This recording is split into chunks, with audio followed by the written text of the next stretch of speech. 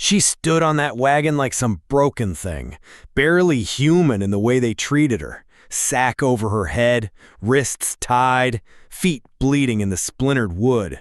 You could smell the blood and the dust. And the crowd? They laughed. Old men with whiskey breath, young boys trying to prove something, shouting bids like it was sport. $1, someone hollered. A real savage, he said, yours forever. Caleb Morgan stood at the edge of that mess. Just a farmer, just a man who'd seen his share of pain back in Gettysburg. But this wasn't war. This was cruelty dressed up for show. He could have walked away. Folks like him usually did. Keep your head down, don't stir trouble. But then, she stumbled, just a little, like the shame in her knees finally got too heavy. And that was the moment. Caleb said it quiet, almost a whisper. $1. The crowd went still, the kind of still that makes your stomach turn. I don't know if you've ever seen someone make a choice that changes everything, not just for them, but for everyone watching. But that's what it was. When Caleb stepped up on that wagon, when he cut those ropes, he wasn't saving a girl. He was signing up for a fight he didn't know was coming. He didn't buy a person. He bought a war. And it was already staring back at him through a pair of burning, unbroken eyes. She stumbled, just once. Not because she was weak, but because the weight of their laughter pressed too hard on her spine. You could see it, that quiet kind of collapse that comes from shame, not fear. And that was when Caleb Morgan spoke. $1, he said. Not loud, not bold, just steady, like the sound of a man deciding something he can't take back. The crowd froze. You ever seen a room full of cowards get slapped by silence? It was like that. The auctioneer scoffed, called him the lonely farmer, mocked him like he was just some fool playing hero. But Caleb didn't flinch. He climbed that wagon with hands that once buried a wife, with eyes that had seen boys die in the mud at Gettysburg. He cut the ropes, lifted the sack from her face, and he braced himself for fear, for tears, maybe even anger. But what he saw? Defiance, fire, a look that didn't ask to be saved. And in that moment, something changed in him, because Caleb realized he hadn't just bought a woman. He'd stepped into a war. Not with guns and soldiers, but with a world that had forgotten what it meant to be human.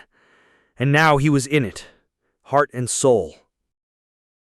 The ride back to the ranch was long and quiet, but not the kind of quiet that soothes you. This one had weight, a presence, the kind that settles into your bones and stays there. She didn't speak, didn't cry, didn't even look scared, just walked behind his horse, barefoot and unbothered, like she'd done it 1,000 times before. Caleb didn't push her. What could he even say? After 7 years of silence since Mary died, he'd grown used to being alone, comfortable in it even. But now, he wasn't alone. Not really. And that scared him more than the silence ever had. He left coffee and cornbread on the porch each morning. Never saw her take it, but every day by noon, the plate was clean. It was like sharing a conversation without words, like watching a storm roll in and knowing it won't speak, but it's there, changing things. And maybe you felt that too. When someone doesn't say a word, but their presence shifts something inside you. It's not loud, it's not obvious, but it's real. That was how they began, not with a promise or a thank you, but with quiet and the slow, unspoken stitching of something broken back together. It started small, so small Caleb almost missed it. One morning he reached for the old gate latch, the one that always jammed. Only, it didn't. It moved smooth, easy. A few days later, he found his torn shirt, the one he'd tossed aside weeks ago, stitched up neat like it came from a store shelf. No note, no word, just the quiet proof that someone had seen him and cared enough to fix what was broken. He started talking more after that. Not to her exactly, just out loud. About the cows, the weather, his bad knee that never quite healed right. There was no answer, no nod, but he knew she was listening. You can feel it when someone's really listening, even in silence. You ever talk just to hear yourself think, but deep down you're hoping someone hears it too? That's what it felt like. And maybe that's how healing begins. Not with big moments or long talks, but with tiny gestures. A gait that works. A mended sleeve. A presence you can't explain but know is there. They hadn't said a single real word to each other yet, but somehow something between them had already begun to grow. Quiet. Patient. Real. The storm rolled in heavy that night, sky black as coal, wind screaming like it had something to prove. Caleb had seen plenty of storms in his life, but this one, it felt different, meaner, closer. He ran to the barn, half thinking of the cattle, half thinking of her, and there she was, standing in the open doorway, just watching the sky like it was an old enemy. Hair whipping, eyes fixed, not blinking, not moving, like she'd faced worse before, and maybe she had. "Get inside!" he yelled. "Now!" She didn't flinch, not until the lightning cracked right over their heads. That's when he grabbed her arm, firm but gentle, and pulled her toward the cabin. They slammed the door just as the rain came down in sheets, and in that moment, he saw it. For the first time, she looked afraid. Not broken, not fragile, but human. And something about that, about seeing her guard slip, did more to crack Caleb open than 1,000 words ever could. Funny how it takes a storm to reveal what silence hides. After that night, they still didn't talk much, but the air between them had changed. Softer, warmer, less like strangers, more like survivors, side by side, weathering whatever came next. It didn't happen with a word or even a glance, just a drawing, soft, almost shy, pressed into the layer of dust on the porch rail. A flower, small, careful, and below it, the same shape etched again into the dirt near the steps. Caleb stood there longer than he meant to. Something about it felt intentional, like she was saying something without speaking. He pulled one of Mary's old botany books off the shelf that night. The spine cracked from years of use, and page 47 caught his breath. There it was. Ayana, a wild prairie bloom, and in the Comanche tongue, it meant eternal bloom. Isn't it something, how a single name can change the shape of silence? The next morning, he said it soft as a prayer. Ayana. She didn't turn, didn't react, but she'd heard him, he knew it. And maybe that's how trust starts. Not with declarations, but with a name. Given and received. I remember once someone called me by my full name after a long silence. It wasn't just sound, it was recognition. Maybe Ayana was offering the same. A beginning, a seed of something more, planted right there in the dust. After that day, Caleb started saying her name, softly, like he was still testing how it felt in his mouth. Ayana. Every morning, as he set down the cornbread and coffee on the porch, he'd speak it. Not loud, just enough for the wind to carry it to wherever she was listening. He didn't expect a reply. He didn't need one. But one morning, as he was brushing dust off the saddle, he heard it, faint, steady, unmistakable. Caleb.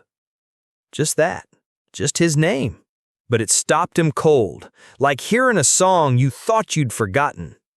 You ever hear your name from someone's lips and realize it means more than just a label? It means you've been seen?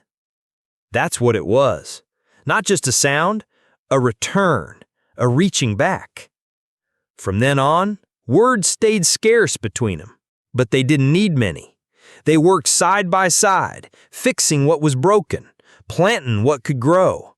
There was peace in the rhythm, in the stillness, in the way two people could build something real without ever raising their voices. And somehow, in that quiet, the ranch started to feel more like home for both of them. Word spreads fast out in the dry parts of the world, faster than rain, faster than truth. It starts as whispers at the feed store, a sideways glance over whiskey, and before long, it becomes something heavier, meaner. Folks in town had plenty to say about Caleb Morgan, about the Comanche woman living under his roof. Some called it foolish, others called it worse, but none of it mattered near as much as what it did to Garrett Sloan. See, Garrett was the man who dragged Ayanna into town, sack over her head, like she was some prize to be traded. When Caleb spoke up and took her home for $1, it wasn't just defiance, it was humiliation, public and raw. And a man like Garrett, he doesn't forget being made a fool. So he waited. I don't know if you've ever felt someone's anger from a distance. Like a storm you can't see yet, but your skin knows it's coming. That's what it felt like, something dark on the horizon. Not because of anything Ayanna had done, just because she existed, and because one man had chosen to stand beside her instead of walking away. And in a town like that, sometimes that's all it takes to start a war. The dust came first, 4 riders cutting through the dry wind like they owned the horizon. Caleb saw them from the fence line, tools still in his hands, but he didn't need a name to know who led them. Garrett Sloan. He came down off that horse full of spit and pride like he'd already won. "You've been playing house with stolen goods," he said, loud enough for the sky to hear. Caleb didn't blink, didn't yell. He just met Garrett's eyes and said 5 words that weighed more than any bullet.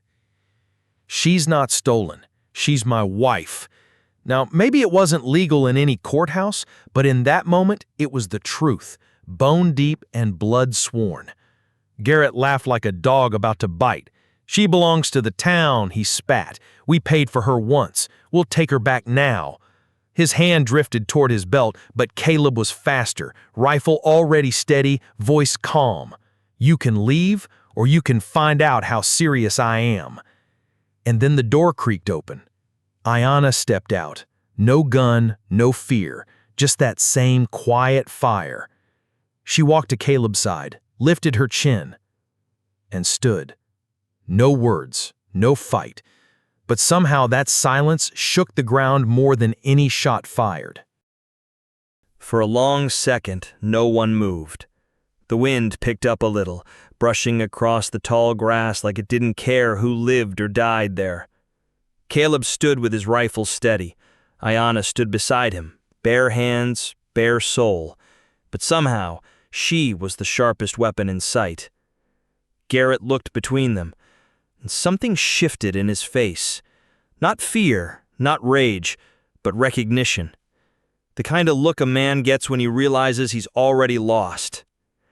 See, he didn't see defiance anymore. He saw something worse, for men like him anyway. He saw love, and not the sweet, easy kind, the kind that's forged under fire, earned through silence and sacrifice, and maybe that scared him more than the barrel pointed his way. He muttered something low, turned his horse, and rode off without another word. The other men followed, quieter than they came. They hadn't shown up for a real fight. They showed up to scare someone. But they failed. And Caleb? He never lowered the rifle, not until the dust settled behind them. Sometimes the strongest stand doesn't need a trigger. It just needs 2 people who've already decided they're not running. Not this time. Not ever again. When the riders left and the dust finally settled, it didn't feel like victory. Not in the way stories usually tell it. There was no cheer, no triumphant music, just silence. Heavy, steady, honest. But maybe that's what real peace sounds like. Caleb and Ayanna didn't talk about what happened. They didn't need to. They just went back to work, the way people do when they've decided to keep going. Fences to mend, soil to till, a life to build, not out of what had been lost, but out of what they chose to keep. And that's the part that gets me. They could have walked away from each other a dozen times.